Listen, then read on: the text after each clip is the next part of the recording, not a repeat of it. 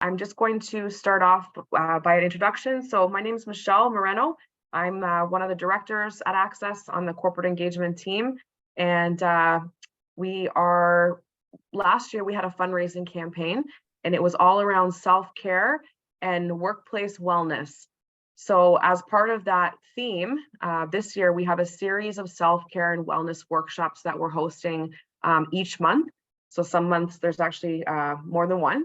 But basically all the events are typically on our LinkedIn page. So you can follow us on LinkedIn and certainly see the events that are upcoming.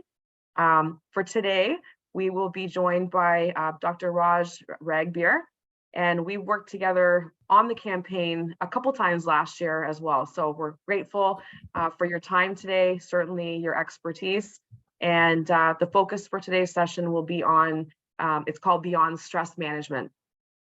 So as you can see, we're just joined together for an hour today, and there will be time at the end of the session for questions. That's certainly something that we want to hear from you, hear feedback, and certainly as we have Raj here, we can learn more about best practices and tips. And so at ACCES, we have a number of partnerships. We have a lot of organizations that get behind certain work that we're doing. And in this particular case, RBC provided us a grant to create a program. And it's called Self-Care and Wellness for Economic Prosperity. And so we just wanted to recognize them in their contribution and support today. We work closely with RBC. They have a newcomer specialist team. So we do financial literacy workshops, job search. They talk about the culture of RBC and job opportunities. We do that throughout the year. So you can also find those on LinkedIn as well. Okay, oh, I can't change slides. There we go. And just for those who have joined us, I'm just letting everyone know that we are recording today's session, and it will be available on a page that we can certainly share later. So at ACCES, we are a registered charity. Just quickly for those, I mean, I'm sure a lot of people know what we do, but we're here to assist job seekers from all over. So from diverse backgrounds, we work with around 40,000 job seekers annually, and we have thousands of employer connections. So that's ultimately what we are doing is connecting job seekers to employers. We also run a number of industry-led programs. So there's sector-specific programs. They have an academic partner, as well as companies that are involved in the cohorts. So there's a number of those that take place. And there's 7 locations we have within the GTA. So you can go on our website and find out more. And a really big focus, as mentioned, is around wellness and stress management. And that's just from our World of Difference campaign last year. So this is just a slide. If you want to follow ACCES, we are definitely active on social media. We can provide contact information at the end. But I'm thrilled to pass it over to Dr. Ragbir. Thank you again for your time. And we'll be here to gather questions as they come in towards the end. Okay. Thank you, Michelle. Good afternoon, everyone. I would like to thank ACCES and Michelle and Janet for setting this up, and of course the rest of the team, who I haven't really interacted with too much, but I know the names.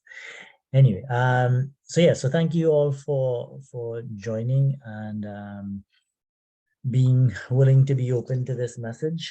So I'm kind of gonna get right into it. Michelle mentioned I'm a naturopathic doctor, and I do practice in Scarborough, and I'm also part-time faculty at the Naturopathic College, which is at Leslie and Shepherd. I've been in practice since 2007, which seemed like a long time, but I feel like the time has just been that quick. But anyway, so stress, there was a time when I used to describe myself as a stressologist, which is a term that I made up. But really it's been something that I've focused on a lot over the years, and I've developed a lot of techniques and ways to work with stress and work with myself through stress, and therefore teaching the same principles to others when it comes to dealing with stress. And so I'd like to share some of those with you. And so first of all, when it comes to stress, most of us think of stress as a noun, and a noun being the name of something or a place or a person, which means it's fairly static. And so not much changes. So your name remains your name, whether you're asleep or you're awake or you're on vacation or you're at work. Doesn't matter where you are, your name is your name. It's very stable. And you know, the expression, it is what it is, and that's it. Whereas if we made it a verb, then as I learned in elementary school, a verb is an action word, a doing word. And so the difference between stress being a noun versus a verb is that if it's a noun, then there isn't much that we can do with it or about it. But if it's a verb, then we have action that we can take, meaning that stress is a dynamic thing. It's not a static thing. And because it's dynamic means that it is changing, we are changing, and therefore, you know, we can work with it or work with ourselves around the idea of stress. The second idea around stress is that stress is a psychosomatic experience. And what I mean by that is psycho meaning mental or emotional, non-physical, and somatic. Soma refers to the body, and so somatic is an experience we have in our bodies. And so how do you know you're stressed? Well, you know you're stressed because, you know, maybe you develop a headache, or you have neck pain or back pain or some other, or maybe you have you know, digestive problems. So when you get stressed, you experience discomfort in your body. And so that's how you know you're stressed. So that's the somatic aspect of it. The psychological aspect is, you know, we have lots of thoughts, and emotionally, you know, we have a response to stress as well. So there's the situation, and then there's our response to it. So, but I'll talk more about that later on. I want to talk next about what I consider to be the three stresses, the three forms or the three ways that stress kind of manifests in us. And we're all aware of acute stress. So acute stress would be something like, you know, if you have an exam coming up, or you have an interview, like, I mean, this is ACCESS. So, you know, you have an interview with a potential employer, and, you know, you're a little bit, you know, tense about it. Or, you know, some other thing that, a major thing that might be happening or about to happen. And so that's acute stress. And then there's chronic stress. So chronic stress can be high or low, or just, you know, sort of background. And that could be something that's ongoing. So let's say you're in school and, you know, overall you're doing okay, but there's always, you know, an exam or an assignment or something coming up. And, you know, this goes on, you could be in school for months or years. And so it's always kind of in the background. Chronic stress could also be in the form of if you have some kind of legal issue that's going on, like, you know, if you have a matter that's being that is with lawyers and the courts and stuff, and those things usually take, you know, months and years sometimes. So it's not something that you're actively, you know, dealing with all the time, but it's always something that, you know, it's kind of comes up once in a while. So it too kind of blends in with the background, but it can have acute flares, let's say. And then the other form of stress that really nobody talks about besides me, as far as I know, and that's the stress of being me. The adage, no one knows the trouble I see, it kind of comes to mind with this, and the idea being that my personality, my temperament, my disposition all of these things are my beliefs, etc., my opinions. All of these things will contribute to my experience of stress. And so, as I was saying before, it's not just what happens to us when it comes to stress, it's also our response. And mainly it's our response that makes stress what it is. So there's another expression, one man's dream is another man's nightmare. And so what might be, just another day for one person is like a major stress event for somebody else. And it just depends on, different factors that are going on for us that makes it what it is.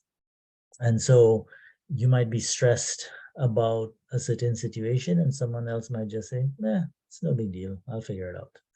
So, and that has to do with prior experience. It has to do with your personality. It has to do with your, just your disposition towards things. So so those are the three stresses. And based on those, you can see how the influence of each is happening all the time. Now, we don't always have acute stresses. Or if we do, it might be just, it doesn't get to the level of a 10 out of 10, but it might be like about a 2 or 3 or 4. So for instance, you're late, you're running behind, and you have to catch up. Like you have to, maybe make it someplace on time and you're running a little bit behind. That could be an acute stress, but it's not a major stress. It's not a 9 or 10, depending on what it is for, though. But it might be like, maybe a 4 or 5. And then the chronic stress might be, 3 or 4 or 2, but once in a while it might come up to like a 6 or 7 or higher. But most of the times it's kind of, just maybe a 3 on average. And hidden stress is just something that we're used to. We don't even recognize it. It's just there. And we react so quickly, we don't even know that it's we, it's me, it's who is involved in this. So I want to segue that into the next discussion, which is stress and the brain and how it is. So I see a question there. I will come back to it at the end. I just want to have a look at it. Right. So yeah, we'll talk about that right at the end. So stress in the brain. So how does stress and the brain, our reactions, how does that happen? So in order to make this make a little bit more sense, I have to give you a little bit of the brain anatomy. And so there's a part of the brain called a limbic system. And the limbic system is sort of where a lot of emotional processing and that idea of the psychosomatic experience, that's kind of where it happens. So that's where the physical signals can become emotional and emotional signals can become physical. So let's say you have a memory of something. A memory can trigger an emotional response. So let's say, like nostalgia. So you might feel happy about something, and you hear a song from your childhood, and it brings back happy memories. Or you smell a certain perfume or fragrance or something, like, wow, that reminds me of something from your past. So the limbic system is where that all would sort of happen, and the structures that are involved. And again, you don't have to remember any of this. I'm just sort of giving it to you because it helps me to kind of navigate this. And plus, I'm a bit of a nerd, so it kind of works that way. So there's the amygdala, which has to do with processing of emotions, mainly with negative emotions. It has a really strong response. We tend to have stronger responses to negativity than we do to positivity, by the way. And there's also, they say elephants have a great memory, but we don't have an elephant in our brain, but we do have a hippo, the hippocampus. And so the hippocampus has to do with memory processing. in the brain. And then there's the hypothalamus, which has to do, it's the major hormonal gland in the body, meaning it's like the top of the chain. So that the hippocampus, the hypothalamus sends messages to all the other hormonal glands in the body. So like the thyroid, the adrenals, the reproductive glands, etc. So it sends signals to all of them. So that's a chemical thing, chemical message. So you have the amygdala, emotional processing, you have the hippocampus, memory processing, and then you have the hypothalamus, which is chemical processing. So you have the interaction of mind and body, emotions and body in this center. And then there's the prefrontal cortex, which is, what makes us different from the rest of the animals is that we can think, we can process, we can analyze, we can rationalize, we can do all of those things. So we can basically override our, what's called the mammalian brain, or there's another name for it, but the hind brain, the brain stem, where like a lot of the autonomic or automatic processes take place. So we can override those. So for example, we breathe without even realizing it. And when we're asleep, we're basically unconscious, but our breathing continues. But in our waking state, we can override that autonomic control. We can stop our breath. We can deliberately breathe faster. So that's one way that a very simple example of how we can override some of the processes that are happening automatically. So so what happens is sometimes the hippocampus will trigger a memory, and it comes to the prefrontal cortex. So the two examples that I gave of a smell or a song or a sound or something, it comes to the prefrontal cortex. Now, before it even does that, it's already gone to the amygdala and the hypothalamus to create emotional and a chemical response in the body. But it also comes to the prefrontal cortex, and so that triggers thoughts. So you can say, oh yes. So it gives words and thoughts to the memory. It's like, this happened, and then we can go on a bit of a journey with it. So that smell triggered a memory, and then that memory, like, yeah, that was when Uncle so and so did this thing, and I remember we went in the car and we drove to this place, and so like a whole story starts to emerge, and that's the prefrontal cortex basically starting to process that information. So at that point, we have the ability to stop it or alter it. But then there are some that bypasses this, and it goes straight from the memory or some other trigger straight to the amygdala and the hypothalamus, and we're not even aware of it. And so there's some people who experience like panic. They have a panic attack or an anxiety experience, and they have shortness of breath, and they have sort of heaviness and tightness in their chest, and their heart is pounding, and they're like, but there wasn't anything that triggered this. I was just sort of I was fine, everything was good, and then boom, this started. And that's where something in the subconscious was triggered, and it bypassed the prefrontal cortex. So there's no mental or psychological context to what is happening. So we experience it as, yeah, this was a very intense experience in my body, but I don't know where it came from. I don't know what it is about. And those ones are more difficult to deal with, obviously, because there's no context to it. So when working with those, it requires a slightly different approach. So, so that's the stress in the brain. Now I want to bring it now to the beyond stress management aspect, meaning from stress management to self-management. And really that's what stress management is.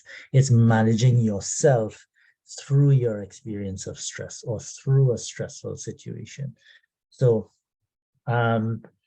it requires for me a few things. And one is, like I suggested before, getting your prefrontal cortex involved, meaning overriding some of our automatic responses.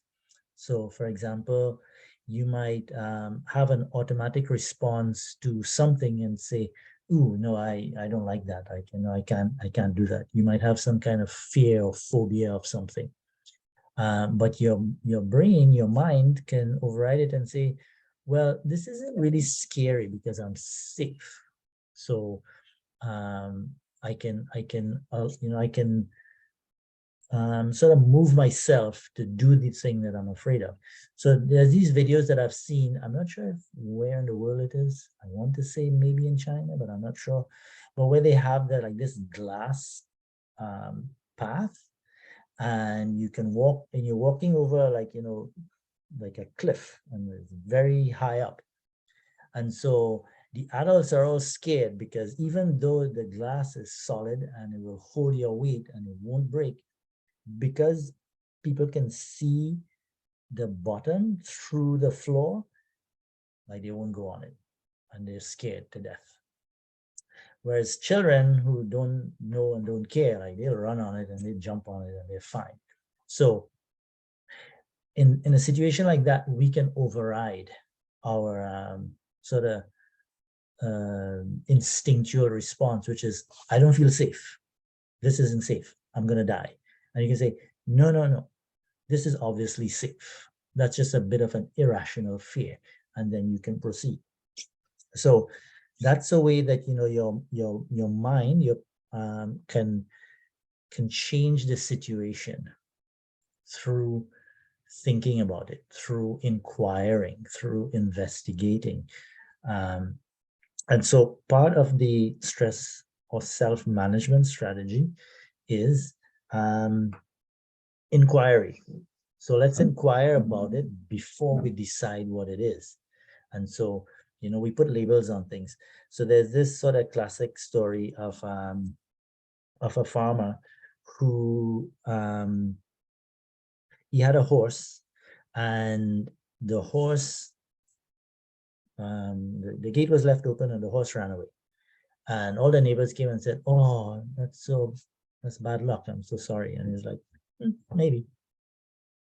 And then the horse came back and brought a whole bunch of wild horses with it. And everyone says, "Wow, that's very lucky. That's good news." And he's like, "Maybe."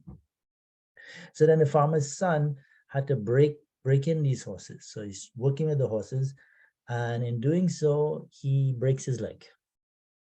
And everyone comes and says, "Oh, that's so terrible. I'm so sorry." And he says, "Maybe." And then the army comes calling, and they're looking for all the young men to join the army. And because his son is, he's incapacitated, he doesn't have to go. And everyone's like, "Oh, that's really good news." And he says, "Well, maybe." So the story kind of continues like that. And the idea being that, if we decide it's bad news, then it's bad news. If we decide that it's good news, then it's good news. But really, a thing is just a thing. An event is just an event. And again, it comes back to that thing that I said, two people looking at the same event, for one it's a nightmare, and for one it's like, a miracle. And so it just depends on the person who is in the experience. I'm gonna get a sip of water.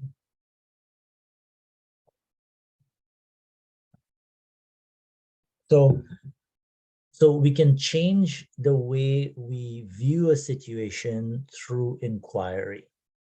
So we can inquire about it. Is this real? Are my thoughts real? Is it really the way I think it is? And so one of the strategies is, in a stressful situation, we'll have lots of thoughts coming. And if we just let them go with it, then we have this somatic experience of discomfort in our bodies. But if we can examine our thoughts before we believe them. So for instance, if we were the farmer, and we had when the horse ran away, we could say, "Oh my God, I'm going to be ruined. Everything is ruined now because, the horse, it helps me to plow the land. to take my harvest to market? Like, what am I going to do? And so you have all of those thoughts. Now, through inquiry, you can ask yourself, is it 100% true? Well, it may not be, because maybe you can borrow one of your neighbor's animals to help you, or there might be some other means that you can access. And so, because of your ability to inquire about your thoughts and not just run with them, you can find like, okay, I think I can do this. I can get through this. So again, we're not managing the situation, or we're not managing the stress. We're managing ourselves through the situation. And because we're doing that, the situation changes. So our view of the situation changes. So as the saying goes, if you change the way you look at something, the thing that you look at changes. So when you change your perspective, the thing that you're looking at is now different. So if you look at an object and you say, this is just some wood stuck together, then it's just some wood stuck together. But if you realize it's a chair, and like, oh, it's a chair, I can sit on it, this has value. So just your perspective is now different. Once you know what the thing is and you look at it differently, now it has become different. Before, it's just some pieces of wood stuck together or nailed together. But when it becomes a chair, then it's like, oh, this is now different. I know what to do with this. So that's kind of the idea with this. The other strategy is to have a direct experience of what is going on inside of you. This one is a little bit more difficult because no one likes to feel uncomfortable. But the answer to it is to get into it. So let's say, again, the farmer situation, you have all these stressful thoughts because the horse has run away, and now in your body, it's like your heart is beating and you feel tense and you're stressed, and you're like, okay, well, and if I came along and I said, well, why don't you sit quietly and let's see what it feels like in your body? You'll say, are you mad? I need to get a horse. That's my problem. My problem is not what's happening in my body. My problem is out there. This thing is happening. So the truth is that both are true. There's something happening outside of you, and yes, you do need a solution to your horse running away, but there's also something happening inside of you that's affecting your health. And if you stay in a sort of stress state for long enough, often enough, you're going to cause injury and damage inside your body, which accumulates over time. And then there comes a day when your body can't compensate anymore, and you have some kind of health event, like maybe a heart attack or something. I mean, that's a sort of extreme example, but you could just have like, you get a stiff neck, or you get some other kind of thing.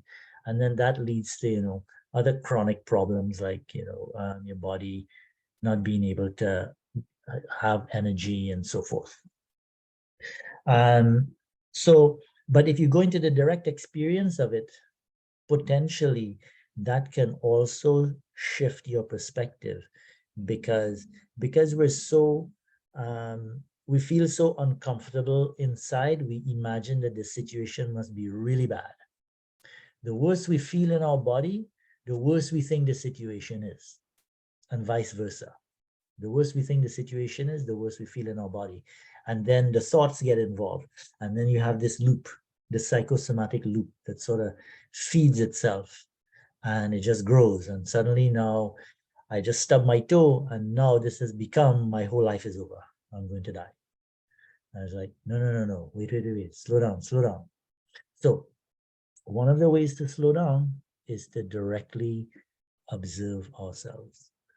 So what I'd like to do, and maybe this might be part of the answer to Hima's question, which says, thank you for explaining chronic stress. If there's a chronic back pain as per se, which is triggered by the stress, external and internal factors, how to manage and what to manage first, like external or internal factors?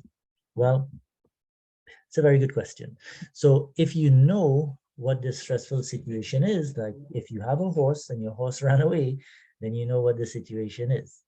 Now, there's this thing that says, if you can do something about it, then do it. And if you can't, then you have to accept that you can't, and you just have to wait. So, and that's sometimes the hardest thing to do. But usually there are options available, and so you can explore those options. But what happens is sometimes we don't want to explore the options that we have. And that's another definition of stress. One of the definitions of stress like that is rejecting all options available for one that we want that may not be available. So it's like your horse ran away, and the option I want is I want my horse back. And someone says, well, why don't you go and ask the neighbor? They have 3 horses. Maybe they might lend you one. It's like, what? Me ask them? No, I can never do that. And, because, for whatever reason, maybe you don't want to be seen as, somebody who's in need, or maybe you might have to admit that you were careless and left the gate open or something. For whatever reason, you don't want to do that. But you have options, but you don't want to take them. So you make the situation worse than it is because you're not accepting available options. So you can deal with the external that way through negotiating the different, conditions and situations that show up. And the other way is what I'd like to walk you through an experience of it. So I'd like to do an experiential practice right now, if everyone is okay with that. Well, I'm going to do it. I mean, if you're not okay with it, I can't really help you. But what we're going to do is we're going to have a direct experience of your body. So what is your internal experience at this moment is what we're going to explore. Now, we're exploring it in a neutral way. So we're exploring it as though you're watching a movie. So you're looking at what's going on inside of you from the perspective of someone taking an inventory. So we're not analyzing it. We're not trying to judge it in any way. We're not trying to make anything happen one way or the other. We're not trying to get rid of anything, or we're not trying to change anything. We're simply noticing. And based on that, let's see how it goes for you. So if you want, we can do this. We can, what we can do is you can rate, before you start, we can rate your stress level out of 10 right now, or you can rate your energy levels also out of 10, 10 being stress levels, 10 being the worst, rate your stress. And the other one, your energy levels, 10 being the best. What's your energy level right now?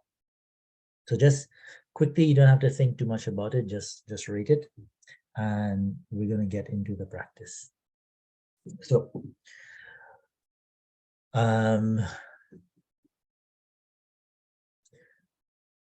so get into a comfortable position. And it's more helpful if you close your eyes. I prefer to close my eyes, but if you don't, that's okay.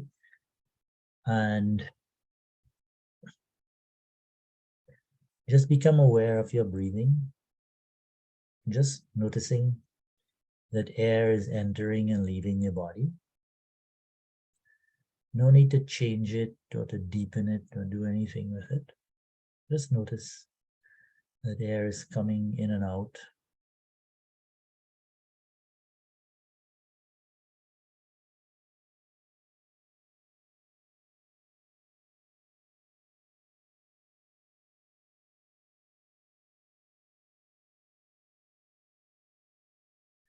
And just feel what that feels like as air enters through your nose, down your throat, and into your chest. Maybe you're aware of the rise and fall of your chest, or you're aware of the rise and fall of your abdomen as air enters and leaves the body.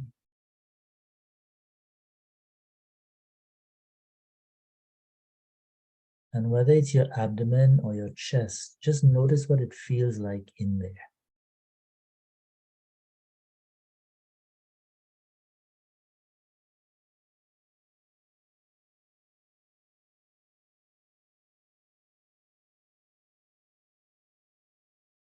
And if you do have something stressful going on, again, maybe it's related to your job search.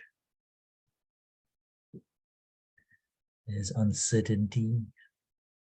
Maybe you're a newcomer to Canada and everything is new, and that brings with it its own levels of stress, trying to adapt, settle down, get moving. And as you're thinking about those situations, or whatever the stressful situation is, just notice how your body is responding. And notice if there's any area in your body that you're particularly aware of.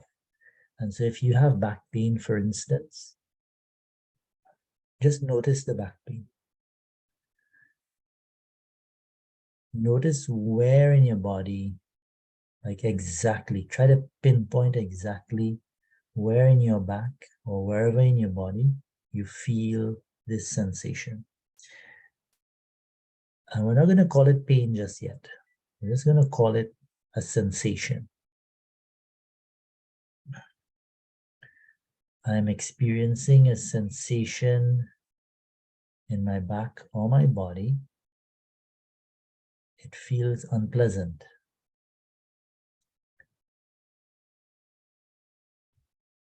I get this sense that I don't like it. Also in there is the thought that I'd like to get rid of it. I don't like having unpleasant sensations in my body.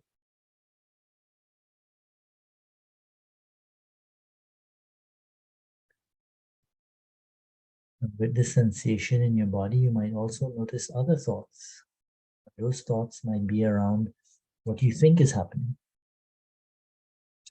And so if it's back pain, you might say, well, I wonder if I have a slipped disc. I wonder if I have a pulled muscle. I wonder if I have some other degenerative problem in my back or my body. And so when those thoughts come, we'll just take note of them as well. We're not going to respond to them. We're just going to let them be. We're going to let them come. And we're going to let them go. Just like the breath. We inhale the thought in, and then we exhale the thought out. We're not engaging with anything that we're noticing. We're just observing. We're observing as though we were standing and using binoculars to watch something that's happening remotely from us. Or we're sitting and watching something on TV, on a screen.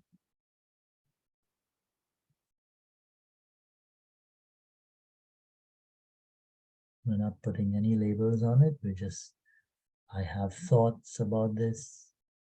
I have sensations in my body.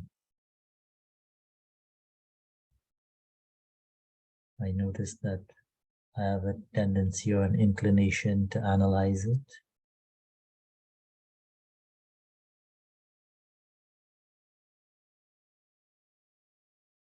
So now let's get to that pinpoint that place again where you feel that sensation. Try to identify exactly where you feel it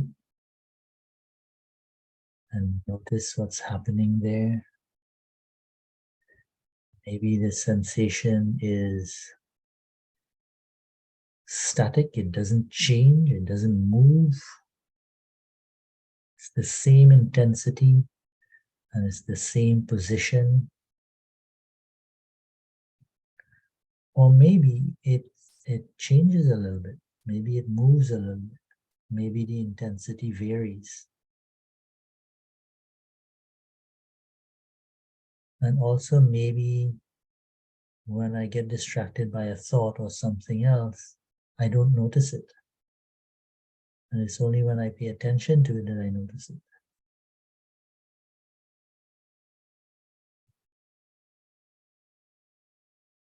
So again, just noticing it. Paying attention to it in a neutral way. Letting the thoughts go by as though there were clouds in the sky or cars on the street. Just let them pass. Not invested in any of them. Just notice them, acknowledge them, and wait for the next thing to notice and acknowledge.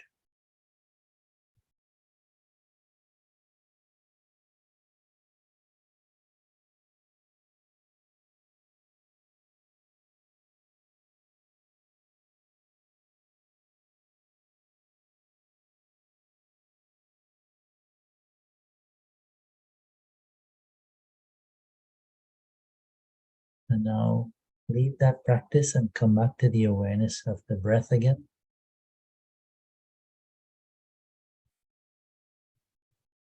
Again, noticing that air is entering and leaving the body. There's a rise and fall of the abdomen and the chest.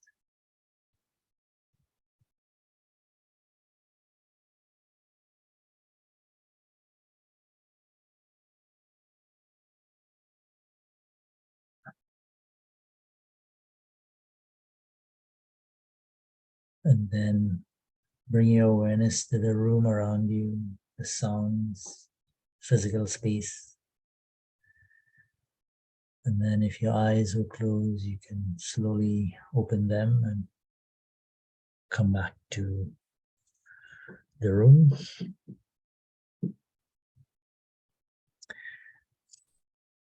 And now I'll ask you to rate your energy levels and your stress levels again, just like you did before.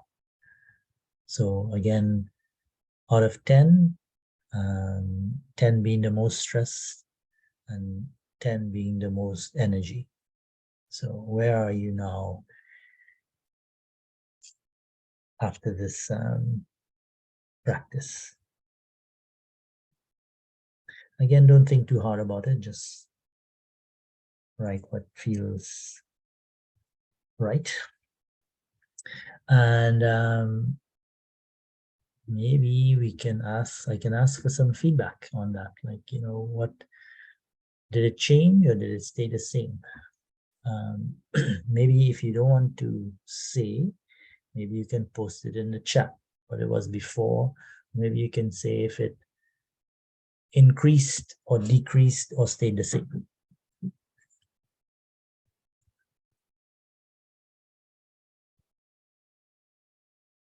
I'll just wait a little bit for some folks. Okay, so Michelle says, more relaxed.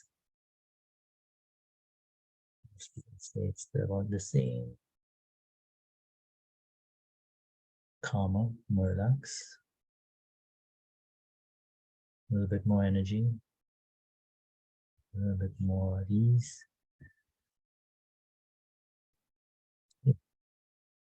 So And that was basically a less than 10-minute any level drop, almost fell asleep, street level didn't see when it wasn't high at the beginning of it. Okay, fair enough. And so that's actually okay if you feel a little bit like your energy is less because you feel a little bit sleepy. That means you became really relaxed. So maybe I should have asked how relaxed you are before and after. That might have been an interesting one as well. But yeah, so you can see with just a short experience, it doesn't matter the situation. Like the situation remains the same. Whatever situation you're in has more or less remained the same. It's not like, you suddenly got news that, whatever the situation was, that it improved. But you feel differently in your body, you feel differently in your mind from simply observing yourself. Because I didn't ask you to change anything. I didn't ask you to deliberately, ignore your thoughts. I didn't say ignore your body. I didn't say any of that. In fact, I said the opposite. Like pay attention. Pay attention to the stressful thoughts. Pay attention to the busy mind. Pay attention to the discomfort in your body. And through doing that, you discovered, most of you who responded, that you were more relaxed and more calm. You were calmer. So by getting into the thing that's causing you distress, there is the potential for feeling better. And the whole point of stress management basically is to feel better. So feeling better is not necessarily through avoidance, because it becomes something that's sort of nipping away at you, nipping at your ankles the whole time if you're trying to ignore it. But if you put everything aside and you get into the experience of it, the internal experience of it, then a layer of the stress gets taken off.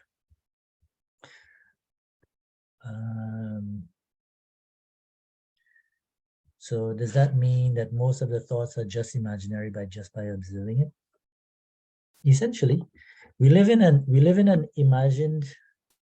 imaginary world. Our bodies cannot tell the difference between real and imaginary.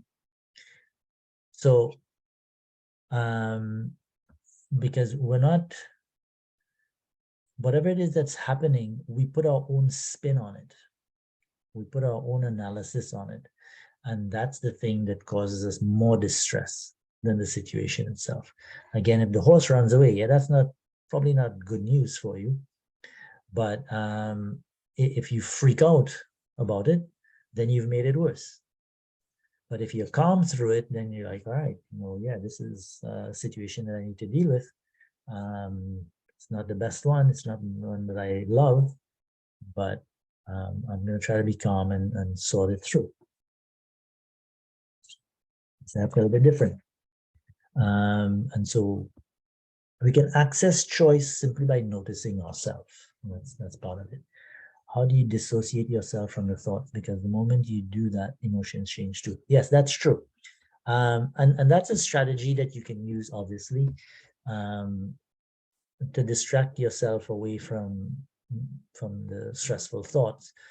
So sometimes a lot of people do that. That's our number one strategy. You've heard of a thing called Netflix or TV, and that's how we dissociate mainly, is that you plunk yourself in front of a screen and you get lost in TikTok or Instagram or whatever, and as long as you're engaged in that, you're dissociated from your thoughts and your problems.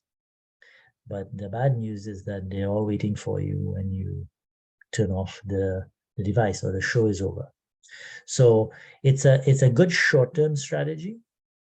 It's not a sustainably long-term strategy. And so, in fact, if the more you do that, the more the bigger the problem starts to become, and the more your your desire to not be in that problem situation will grow, because it's like it's like a drug, and you get a little bit of a high every time you engage in distracting or dissociating behavior, and then when you come back, it's like, this ugly reality, I don't like it. And every time you go and come back, it just feels like, oh man, again, I have to face this again. And so your despair starts to grow as well. I'm going to share this with my family. Okay, yeah, great. Experiment.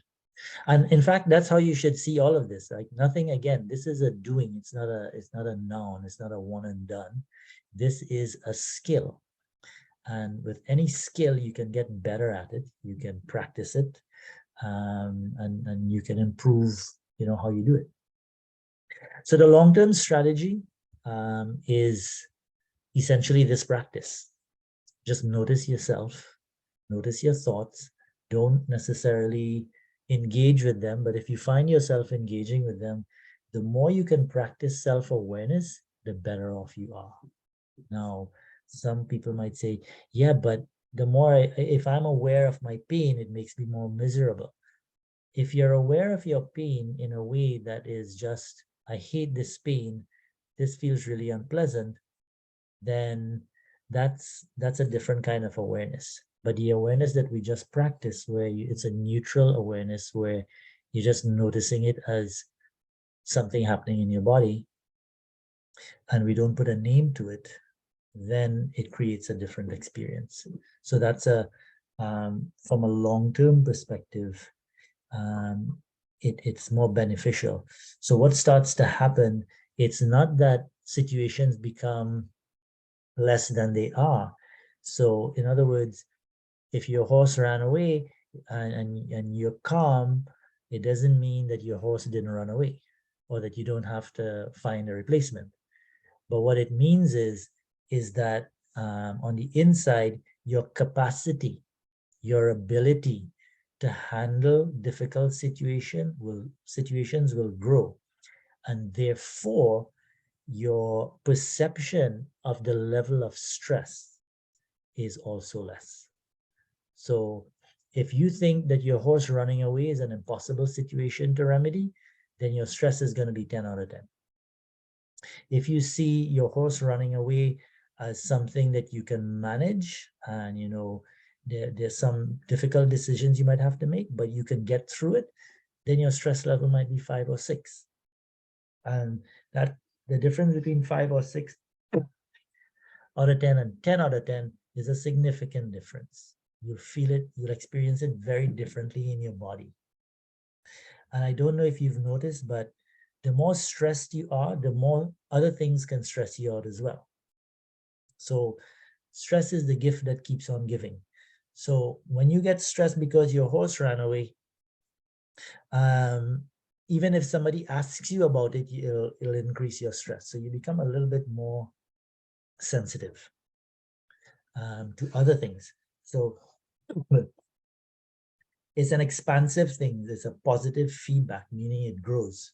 And so from a long-term perspective, if you can acknowledge rather than distract yourself, if you can acknowledge everything that's happening from a neutral perspective, just that act keeps you calm and your capacity will grow. Anyone have any other questions? There is. Okay, let's see what is it. Okay. Yes, so we're not, because we don't want to get into the positive and negative thing. We just want to kind of allow the thing to be as it is, because really, again, everything is sort of neutral. They're just sensations and they're just events happening. What makes it positive or negative is our interpretation, our response to it. So if your response to it is that something happened and I'm just going to pay attention to myself and I'm going to let myself be in this situation, then it's okay. So you might ask, okay, so if someone dies and I'm really sad and I'm crying, like what should I do? Because that too is a form of stress. It's okay. It's okay to be sad. So so part of this sort of neutrality is giving yourself permission to be as you are. Because if you don't do that, then you're fighting yourself. You're fighting your own response. And that's going to cause the stress level again to grow. So the idea is to give yourself permission in the beginning, like right off the bat, you feel like an automatic response. So your prefrontal cortex has been bypassed and all your emotions and your biochemistry is going. And you're like, okay, what's happening right now? I'm sad or I'm angry because of this situation. Okay, is it warranted? Yeah, for sure. It's okay then. So I'll give myself permission to feel what I feel. But because I feel the way I feel doesn't mean that I have to react from that place. So because I'm angry because someone broke into my car doesn't mean that I have to yell at my significant other or my neighbor or anybody else. I can be angry about that thing, and then I can be pleasant with everybody else because they didn't do it. So, but if you're not aware and you're immersed in it, then you're more likely to create collateral damage based on that. Let me see, there's a couple more. Okay, if something like that's the person trigger this kind of should we just avoid. That's a really good question. Toxic people and toxic situations.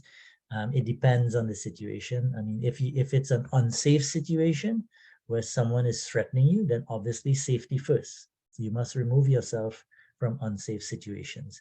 So if there are certain situations where it's not about you, it's actually the situation, and that's where your life or your person might be in danger.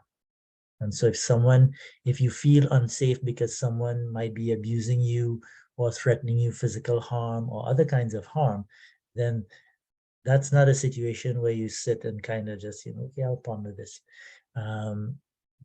Be safe. So it depends on the situation when you describe that. But if it's just a gossipy person who is, planting stressful ideas in your head and telling you stuff that just stresses you out, then that's a little bit different. And again, there are different strategies. I mean, that could almost be a whole discourse by itself, how to deal with that, because that kind of gets into interpersonal dynamics a little bit. So the slightly different strategies might be applicable in that. So I don't really want to get into that because it might be a little bit of a lengthy answer, and we're kind of right at 1 o'clock. So I don't know if anybody else wants to ask anything. Maybe it's a quick, or maybe Michelle and Janet. Well, we're at time right now. Actually, Michelle, can you wrap up? I'm gonna actually just put the Scarborough Clinic where Dr. Ragbir is at. If you guys have further questions, you can feel free to contact him, and he'll be able to go into deeper, especially especially about the last questions. I think has a lot to do with maybe also practicing your boundaries as well, and choosing who to have in your life and who to welcome into your life. No, for sure. So we'll be in touch, Dr. Ragbir, for part 2, 3, 4, 5. Yes. Thank you so much. No, but thank you as always. I'm really excited that we got to spend this much time together. I know, like I said at the beginning, we worked together a couple times on the World of Difference, but that exercise was helpful, and just the conversation in general. So I think, at the end of the day, we really have to be mindful about ourselves, about perspective, and just, yeah, I love the whole concept of just being neutral, right? Not everything doesn't have to be a certain way or more than it needs to be. So thank you so much for your time. If, ACCES, we're always here. Please reach out to anybody, your consultant or any individual that you're currently connecting with if you have any further questions. And we look forward to hosting more sessions moving forward. So as mentioned, please check out our LinkedIn page for upcoming events, and have a wonderful afternoon. Drive safe if you're out and about, but otherwise we'll see you another time. And thank you so much. Thank you, everyone. Thank you so much. Thanks so much for the opportunity. Have a good day. Bye.